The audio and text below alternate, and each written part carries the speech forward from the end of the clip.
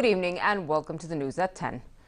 His Majesty King Abdullah, the Supreme Commander of the Jordan Armed Forces Arab Army, visited the Army's headquarters. His Majesty discussed with Chairman of the Joint Chiefs of Staff, Lieutenant General Mahmoud Frehat, issues related to the Army, namely in the fields of training, operations and logistics. The King was reassured on the Army's readiness and lauded the advanced level of the units.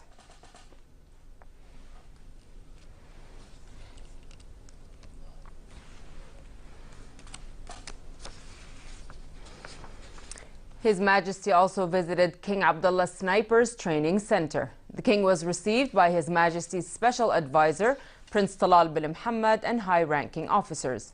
The King listened to a military briefing on the center's progress and sniper training and operations.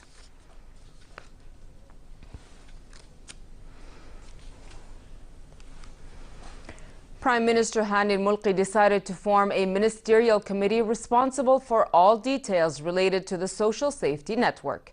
The committee will be chaired by the Minister of Social Development with the membership of a number of ministers. The committee is formed with the aim of sustaining and institutionalizing work of the social safety network that was announced during the discussions over the 2018 General Budget Draft Law. It will be tasked with setting clear and transparent criteria for the targeted segments.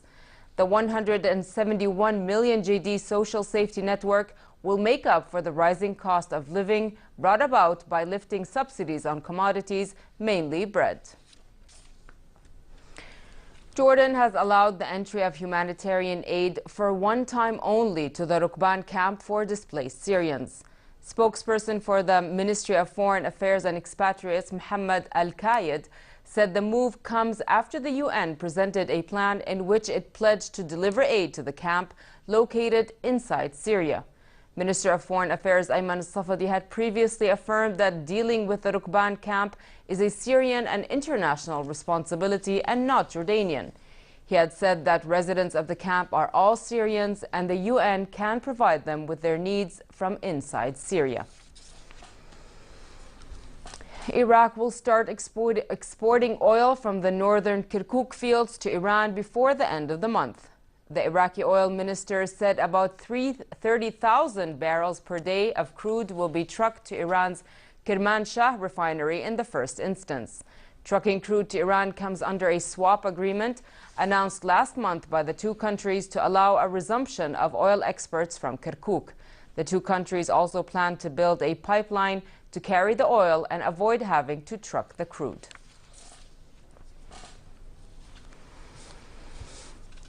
U.S. President Donald Trump said he would absolutely be willing to talk on the phone to North Korean leader Kim Jong-un, but not without conditions. Speaking to reporters at the presidential retreat at Camp David, Trump also said he hoped the upcoming talks between North and South Korea on Pyongyang's participation in the 2018 Winter Olympics would ease tensions over the North's missile and nuclear program. The high-level talks to be held on Tuesday will be the first such communications in more than 2 years.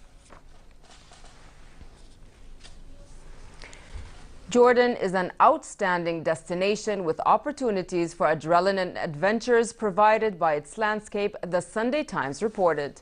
The newspaper highlighted the kingdom's wealth of history and historical sites. The article outlined a number of trips in the kingdom, including hiking the back trail of Petra, starting from Little Petra, biking from the Dead Sea to the Red Sea for around 450 kilometers, and trekking the more than 600-kilometer Jordan Trail. The writer of the article, Chris Haslam, emphasized that Jordan is an amazing and safe place to visit, despite its proximity to tumultuous regions. National Geographic's also listed Petra and the Jordan Trail among 2018's best global destinations to visit. Minister of Tourism and Antiquities Lina Annab expressed pride in the global recognition of Jordan as a major tourist destination. These publications, in my opinion, are very important given their importance and given the reach that they have. To name a few, we have National Geographic, we have Condé Nast Traveler, we have Bloomberg Pursuits, we have Vogue magazine, we have the Sunday Times in the UK, we have Le Monde, we have many others that have already all selected Jordan and picked Jordan as a destination for 2018. This is great news for us, and this is something that we are really looking forward to definitely increase the number of visitors that come to Jordan. Over 60 participants from 14 different countries competed in an international ice sculpture contest in the northern Chinese province of Harbin.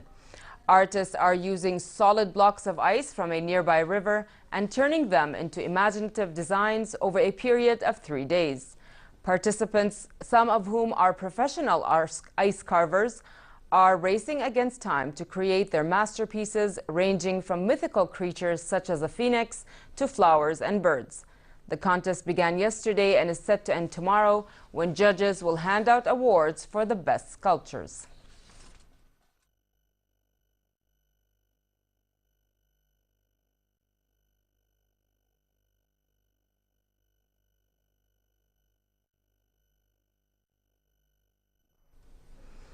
Kelly McKinnon and Anton Kushner won the aerial freestyle ski moguls World Cup in Moscow.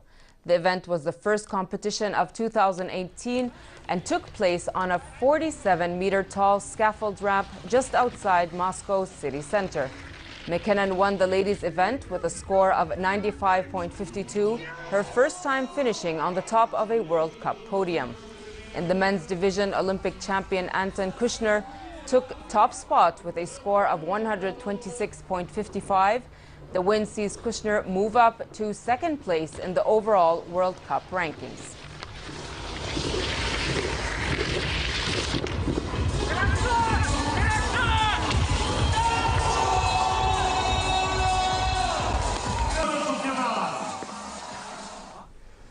And finally, for a quick look at the weather, a further rise in temperature is in the forecast, but relatively cold conditions prevail in many parts of the kingdom.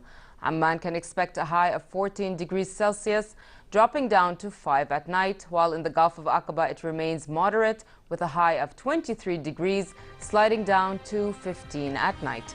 With that, we come to the end of tonight's news. I'm Nancy Khair. Thank you for watching. Have a good night.